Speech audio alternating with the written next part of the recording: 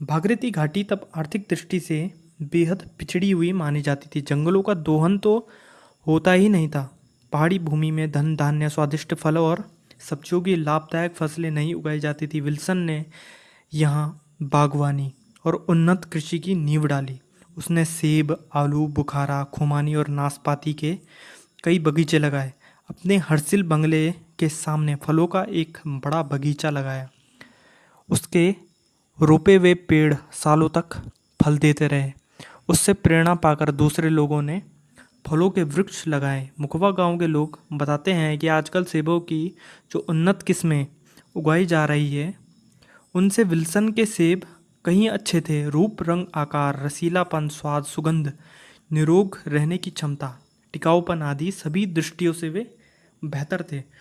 राजमा, आलू और गेहूं को भागीरथी घाटी में लाने का श्रेय भी विल्सन को जाता है। गेहूं आने से पहले यहाँ फाफरा, कोदू और कुट्टू और रामदाना मतलब चौलाई की ही खेती की जाती थी।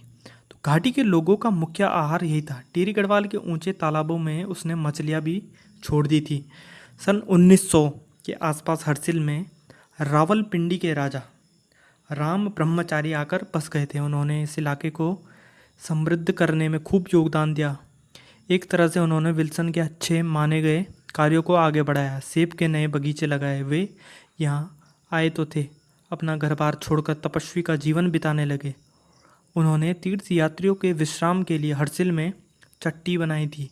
टिहरी दरबार की अनुमति लेकर संगम के टापू में बने लक्ष्मी नारायण मंदिर को बड़ा किया था। बाद में उन्होंने धराली की पमार लड़की से शादी कर ली थी। 108 वर्ष की आयु में उनकी मृत्यु हुई।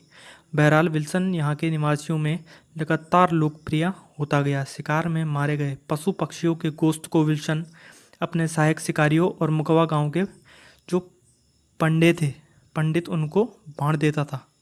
ठंडे प्रदेश में रहने वाले इन लोगों को मांस मदिरा से परहेज नहीं था। विल्सन बड़े पैमाने पर शिकार करता था, जिससे सवर्णों और दास दोनों की भोजन संबंधी जरूरतें पूरी हो जाती थी। धीरे धीरे वह मुखवा की छोटी सी बस्ती का अंग बन गया। सवर्णों से उसकी अच्छी दोस्ती हो गई थी, दासों से बहुत घुल मिल गया था। मंगीतू बाजगी का घर तो मानो उसका अपना ही घर बन गया। मंगीतू विल्सन के हकैयों और शिकारियों का अगुआ बन गया था। मंगीतू की एक बहन थी जिसका नाम था सुविधा। उसकी शादी कहीं भटवाड़ी गोरशाली गांव में हुई थी। किसी बात पर पति का घर छोड़कर वह मायके आ गई थी। वह मुकवा में ही रहती थी। बाद में उसके साथ विल्सन ने विवाह कर दिया था। उसकी संतान नहीं थी। उसके बेऔलाद मर जाने पर अपना वंश चलाने के लिए विल्सन ने मंगीतू की लड़की राईमता से शादी की। विवाह के बाद विल्सन ने अपनी ससुराल वालों को उठाने की कोशिश की, मतलब उनको बढ़ाने की कोशिश की। उसने राईमता के भाई सुबध्यानु को देहरादून के दयानंद एंग्लो वैदिक कॉलेज में पढ़ने के लिए भेजा। हाई स्कूल की परीक्षा करके वह वापस मुखवा आ गया। वह पंडों के बच्चों को अंग्रेजी पढ़ाता था। मुखवा के लोग उसे सुबध्यानु मास्टर कहते थे। अब रईमता से विल्सन की 3 संतान हुई। सभी का जन्म मुखवा में हुआ। इनके नाम थे चार्ली, एंद्री या फिर हेनरी, और तीसरा था नत्थू। तो तीनों टकनोरी बोलते थे। सुखी से ऊपरी मुखवा गंगोत्री क्षेत्र टकनौर कहलाता है। हरसिल से जालंधरी नदी के साथ साथ दुखण खाका होते हुए हिमाचल के किन्नौर क्षेत्र की सीमा है। इस मार्ग से अब भी किन्नौर लोग गंगोत्री की तीर्थ यात्रा पर जाते हैं। यह मार्ग अगस्त में कुल 15 से 20 दिन के लिए खुलता है। इसी रास्ते से विल्सन कुल्लू से सेब आदि फलों के पौधे, आलू के बीज आदि हरसिल लेकर आया था। विल्सन का बड़ा बेटा चार्ली विल्सन तीनों बच्चों में सबसे अधिक समझदार था। तो उसने पिता की कमाई से देहरादून और मसूरी में आलीशान भवन बनाया लिए थे।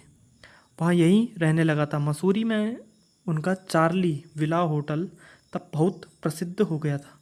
यह होटल लगभग आधी शताब्दी तक भारतीय और विदेशी अभी जातियों की सेवा करता रहा। यह भी उल्लेखनीय है कि इसी में अब लाल बहादुर शास्त्री प्रशासनिक एकेडमी है, जहाँ से भारतीय प्रशासनिक सेवा के अधिकारी तैयार होते हैं।